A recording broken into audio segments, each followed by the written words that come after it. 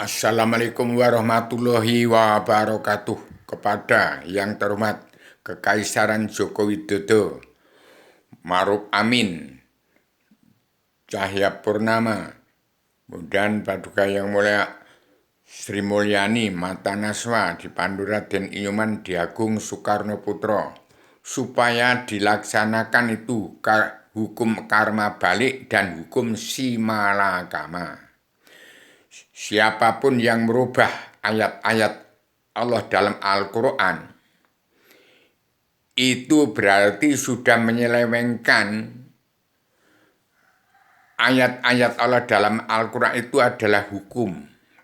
Kemudian Al-Hadis itu keadilan sosial ekonomi kerasulan.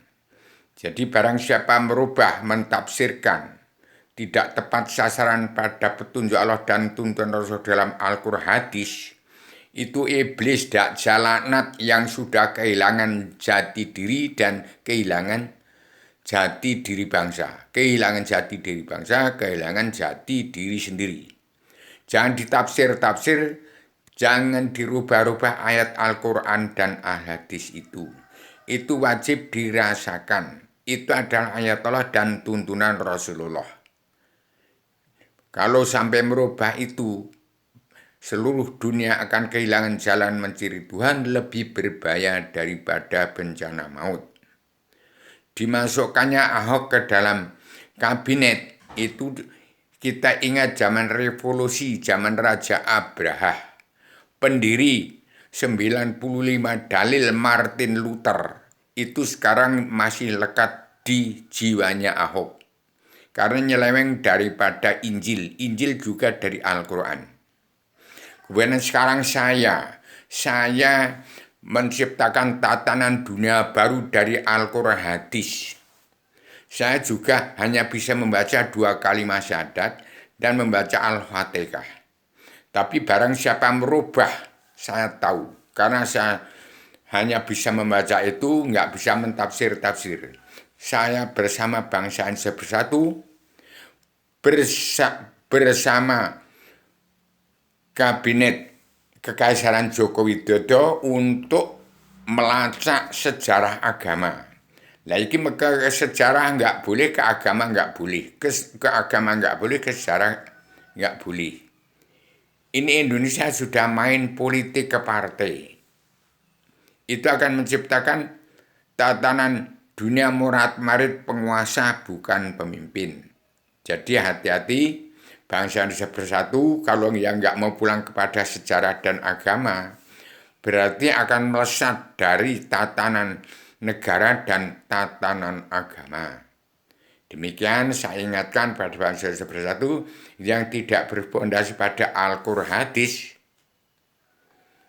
itu jelas dia menjadi iblis, menjadi dajjal.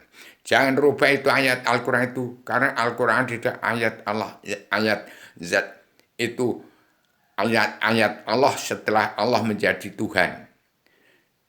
Firman Allah yang terkandung dalam nyawanya Nabi Adam sampai 79 wali-wali Allah sampai Muhammad itu yang akhir zaman. Kenalah Adam, Muhammad, Adam. Itu aja. Jadi jangan politik ke partai, nanti akhirnya menjadi penguasa, bukan pemimpin. Begitu saya ingatkan bangsa Indonesia bersatu, saya bertanggung jawab untuk ditangkap dan dipinta pertanggungan jawab. Kalau tidak melaksanakan 4 besaran perjalanan dunia berbuat jadi dari pemutihan pengampunan dosa yang terkandung dalam 7 garis-garis besar haluan dunia yang disebut surat perintah 11 Maret, itu pakem dunia yang harus dipatuhi oleh seluruh kepala negara bangsa-bangsa di seluruh dunia untuk mengatur tatanan rumah tangga keluarga besar bangsa dalam negara masing-masing bangsa yang negara menunjukkan watak bangsa. Dan setiap bangsa harus pulang ke jati diri bangsa, harus pulang ke jati diri sendiri-sendiri. Soal ke agama surga Kristen, Islam, Buddha, Hindu, silakan. Dan setiap bangsa sudah ditentukan mempunyai kitab suci masing-masing. India mempunyai kitab suci Tripitaka. Buddha itu Hindu, Buddha mempunyai kitab suci Weda. Kemudian Islam mempunyai kitab suci Al-Quran Al-Hadis itu Rusia, seluruh daratan Asia, Eropa, dan seluruh dunia itu Al-Quran Al-Hadis. Yang terbesar adalah Islam Rusia dan Ukraina yang sekarang berperang itu terdiri dari dada kanan dan dada kiri badan bumi. Dan setiap badan manusia perkecilan badan bumi, saya bisa bercerita. Kristalisasi badan bumi. Aku penemu Allah, penemu badan manusia itu kristalisasi badan bumi ya.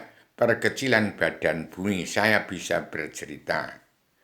Zamannya Bung Karno mencari Tuhan ketemu Tuhan sampai sekarang tetap bertuhan kepada yang bukan-bukan.